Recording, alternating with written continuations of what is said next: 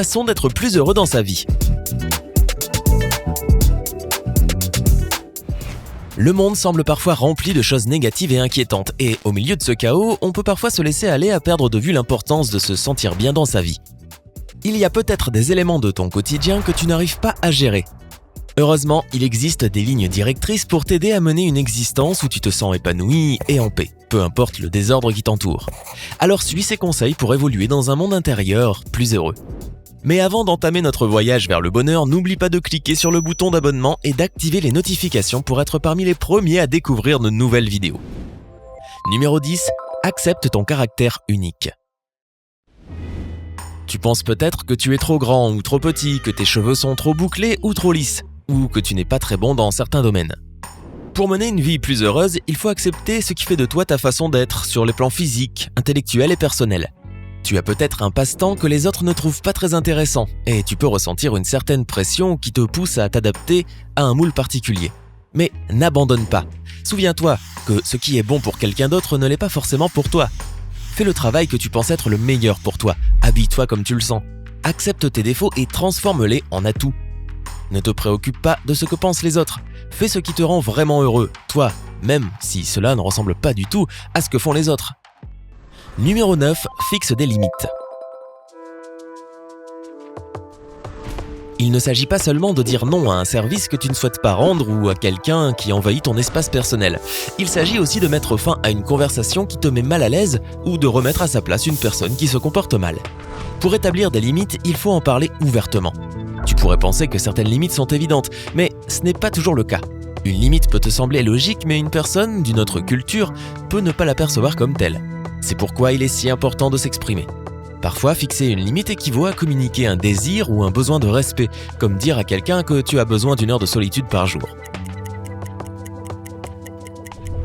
N'oublie pas qu'établir des limites, c'est parler de ce qui te met mal à l'aise et de ce que tu aimerais voir se produire. Numéro 8. Établis des priorités. Si tu n'as pas l'habitude d'établir des priorités, ta liste de choses à faire pourrait te sembler insurmontable. L'établissement de priorités t'aidera à faire face à une lourde charge de travail et te guidera tout au long de ta vie. Si tu ne sais pas aujourd'hui quelles sont tes priorités dans la vie, tu te diriges peut-être vers quelque chose qui ne te satisfera pas. Commence par dresser une liste des valeurs qui sont importantes pour toi.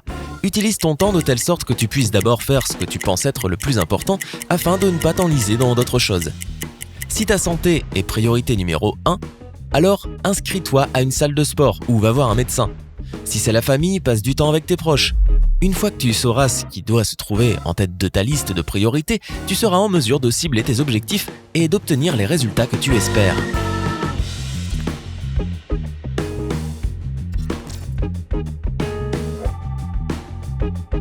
Numéro 7. Cesse de te sentir coupable. Si tu te fixes des limites, comme nous l'avons évoqué plus tôt, mais que tu te sens coupable d'avoir dit non à un ami, tu vas te mettre à percevoir les limites comme quelque chose de négatif. Mais cela ne s'applique seulement aux limites. Tu as peut-être fait une erreur et tu t'en sens coupable. Les erreurs font partie de la vie et tout le monde en commet. Si tu te sens coupable de quelque chose que tu as fait, laisse tomber et pardonne-toi. Si tu penses que tu as déjà appris la leçon, il est temps d'arrêter d'y penser et de tourner la page.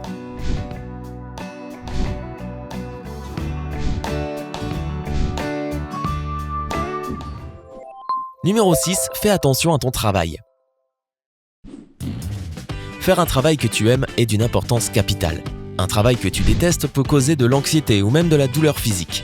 Si tu te sens obligé d'occuper un emploi qui t'apporte plus de négativité que de positif, il est peut-être temps d'en changer. Parfois, on est obligé de faire un travail pour une raison ou une autre. Si c'est le cas, voici un conseil pratique. Arrête d'associer le mot « devoir » à ton travail et remplace-le par le mot « vouloir ». Lorsque les gens sentent qu'ils doivent faire quelque chose, ils peuvent se sentir pris au piège et avoir un sentiment d'impuissance. Mais si tu te rends compte que tu veux faire ce travail parce qu'il t'apporte une stabilité financière ou parce qu'il te procure d'excellents avantages sur le plan professionnel, alors cette vision positive peut faire toute la différence. Numéro 5. Trouve-toi une activité de loisir. Tout le monde a besoin d'une source d'énergie pour recharger ses batteries. Nous sommes tous fatigués par le travail, les discussions avec les voisins ou les problèmes de santé, et tout le monde a besoin d'un temps de repos chaque jour pour être prêt à affronter le jour suivant. Ce temps doit être relaxant et utile. C'est comme faire le plein d'essence. Imagine que l'essence représente le temps de relaxation. Si tu ne fais pas le plein, la voiture finira par s'arrêter. Il peut s'agir de sortir avec des amis, d'être seul en paix avec la nature, de jouer à ton jeu vidéo préféré ou d'aller dîner au restaurant. Essaie de le faire aussi souvent que possible. Numéro 4. Affronte l'incertitude. La vie réserve son lot d'incertitudes et certaines personnes arrivent à suivre le courant. Mais si tu es du genre à toujours vouloir savoir où tu vas, l'incertitude peut te mettre mal à l'aise. Tu peux être inquiet au sujet de ce qui t'attend au coin de la rue et cela t'empêchera de sortir de ta zone de confort et de prendre des risques. Essaie d'accepter que tu peux gagner ou perdre. Ce qui est important, c'est de tirer une leçon de chaque expérience, car elle contribuera à ton sentiment d'accomplissement. Une fois que tu t'ouvres à la vie et que tu cesses de t'inquiéter pour les choses incertaines, tu auras beaucoup de surprises heureuses et inattendues. Numéro 3. Respecte le droit des autres à une vie privée.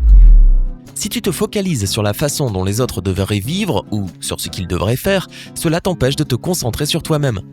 Cette habitude de juger les autres peut aussi t'amener à de la négativité par rapport à ton corps, même si tu ne t'en rends pas compte. Pour éviter cela, traite les autres comme tu aimerais qu'ils te traitent. Respecte le libre arbitre des autres et ne les juge pas pour leur choix. Souviens-toi que tu ne peux pas contrôler ce que les autres font. Tu peux qu'interagir avec eux. Laisser vivre les autres comme ils l'entendent t'apportera plus de paix et de bonheur dans ta propre vie. Numéro 2. Accepte ton passé. Lorsque tu as honte de quelque chose qui s'est passé ou que tu vis concentré sur le passé, tu réduis tes chances d'avoir un avenir épanouissant. Ne te laisse pas piéger par les questions du type « Et si ? Et si ce n'était pas arrivé ? Et si j'avais fait ça à la place ? Et si j'avais répondu ça ?» Tu ne connaîtras peut-être jamais les réponses à ces questions. Il vaut mieux accepter que le passé est le passé et qu'il ne peut être changé.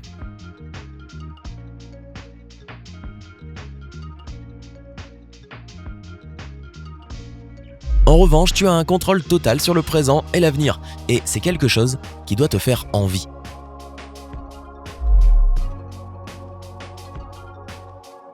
Chaque fois que tu te souviens d'une mauvaise expérience, essaie de te concentrer sur le présent et de reconnaître tout le potentiel que t'offre l'avenir.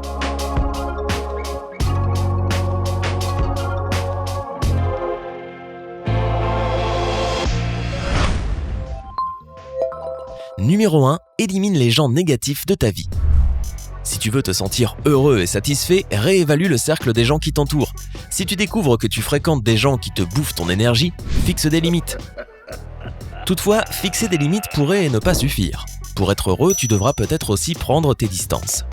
Ce n'est peut-être pas facile à faire au début, mais lorsque tu commenceras à sentir l'énergie revenir en toi et que tu sentiras un poids s'envoler de tes épaules, tu sauras que c'était la bonne décision. Si ton cercle d'amis se rétrécit, ne t'en fais pas. Il y a beaucoup de gens merveilleux en ce monde qui aiment faire grandir les autres.